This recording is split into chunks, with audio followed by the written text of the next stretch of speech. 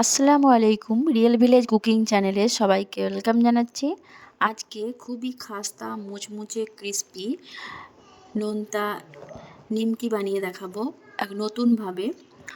চলুন তাহলে আজকের এই রেসিপি শুরু করি। স্কিপ না করে পুরো ভিডিওটা দেখতে থাকুন। আমি এখানে নিয়ে নিয়েছি গমের আটা।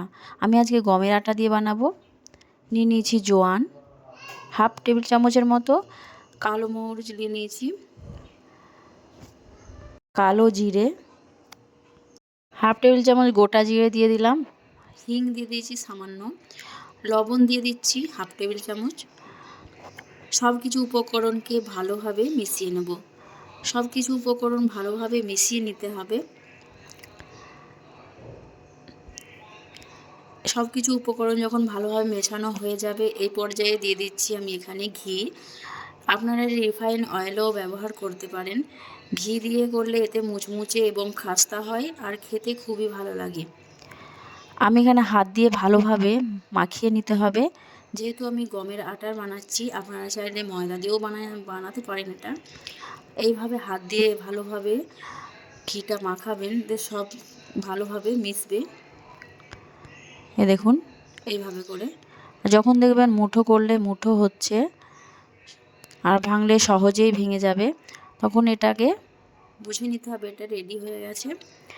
এবার অল্প অল্প করে জল দিয়ে আমি একটা ডো তৈরি করে নেব। খুব বেশি নরমও না আর খুব বেশি শক্তও না, সেরকম একটা ডো তৈরি করে নিতে হবে। আমি এখানে ঠান্ডা নর্মাল জল দিয়ে এটা মেখেছি। এইভাবে হাতে তালুর মধ্যে দিয়ে এইভাবে একটু লম্বা করে ভালোভাবে করে নিচ্ছি। এবার এটা আমি লেচি কেটে নেব।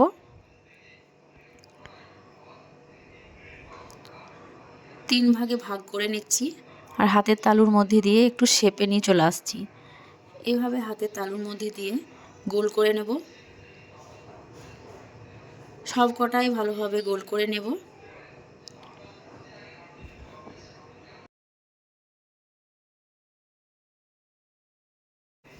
এবার এগুলোকে বেলে নেব। নিয়ে নিয়েছি সামান্য উপর থেকে আটা ছড়িয়ে দিয়ে আমি এটাকে রুটির মতো বড় করে পাতলা করে বেলে নেব। এভাবে করে পাতলা করে বেলে নিতে হবে। এই দেখুন এরকম করে। আর উপর থেকে আমি ঘি দিয়ে দিচ্ছি। ঘি দিয়ে এইভাবে একটু আমি ফোল্ড করে নেব। আবারও এর ওপর থেকে আমি ঘি দিয়ে দিলাম আর ময়দা ছিটিয়ে দিলাম। আবারও অপর সাইড থেকে ফোল্ড করে দিচ্ছি, ঘি এবং ময়দা ছিটিয়ে দেব। আবারও ফোল্ড করে দিচ্ছি। এইভাবে করে অপর সাইড থেকে এইভাবে করে আবারও ঘি এবং ময়দা ছিটিয়ে দেব, দিয়ে আবারও ফোল্ড করে নেব।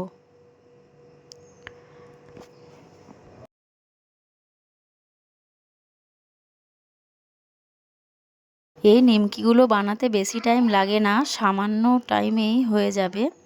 আর বাড়িতে থাকা উপকরণেই বানিয়ে নিতে পারবেন। বাজার থেকে না কিনে বাড়িতে থাকা সমস্ত উপকরণেই আপনারা এগুলো বানিয়ে নিতে পারবেন। এইভাবে একটু লম্বা করে বেলে দিলাম। এবার একটা চাকুর সাহায্যে ছোট ছোট করে আমি কেটে নিচ্ছি। এইভাবে করে দেখুন আমি দেখাচ্ছি। এগুলোর মধ্যে অনেক লেয়ার এসেছে, আমি এগুলোও দেখাবো। এই দেখুন কত সুন্দর লেয়ার এসেছে, দেখুন সব কটাই একইভাবে এসেছে।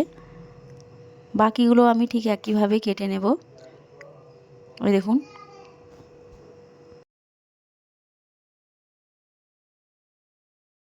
সব কটা যখন কাটা হয়ে যাবে আমি এগুলোকে ফ্রাই করে নেব। আমি সব কটা এখানে কেটে নিয়েছি।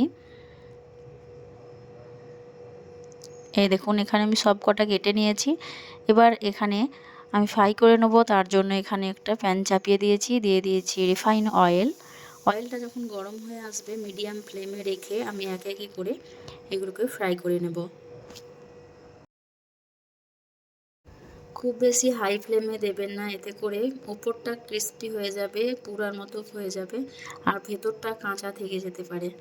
সেই জন্য মিডিয়াম ফ্লেমে রেখে আস্তে আস্তে করে বানাবেন, দেখবেন ভেতর থেকে ভালোভাবে কুক হবে আর খেতে খুবই ভালো লাগবে। একটু নাড়াচাড়া করে দিচ্ছি উল্টে পাল্টে ভালোভাবে, যেন সব দিকটায় ভালোভাবে ফ্রাই হয়। আস্তে আস্তে দেখছেন কালারটা অনেকটা চেঞ্জ হয়ে এসেছে।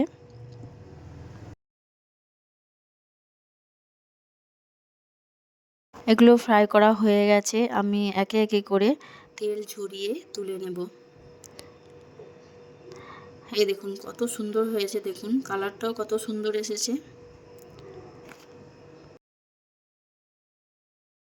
সব কটায় আমি তেল ঝরিয়ে তুলে নিচ্ছি আর একটা প্লেটের মধ্যে নিয়ে নিয়েছি। এই দেখুন অসংখ্য লেয়ারযুক্ত এই নিমকি রেসিপি আজকে আমি আপনাদের সঙ্গে শেয়ার করেছি। দেখে বুঝতে পারছেন কতটা মুচমুচে এবং খাস্তা হতে পারে, আর দেখতেও কতটা সুন্দর হয়েছে। দেখুন কত লেয়ার পড়েছে, খেতেও খুবই মুচমুচে। বৃষ্টির দিনে বিকেলবেলায় চায়ের সঙ্গে আপনারা এই স্ন্যাক্স রেসিপিটা খেতে পারেন। খেতে বাচ্চা থেকে বড় সকলেরই খুব পছন্দ হবে। তাহলে বন্ধুরা আমার এই আজকের রেসিপিটা কেমন হলো অবশ্যই কমেন্টে জানাবেন। এই দেখুন কতটা মুচমুচে হয়েছে। আর নতুন হলে চ্যানেলটা সাবস্ক্রাইব করতে ভুলবেন না।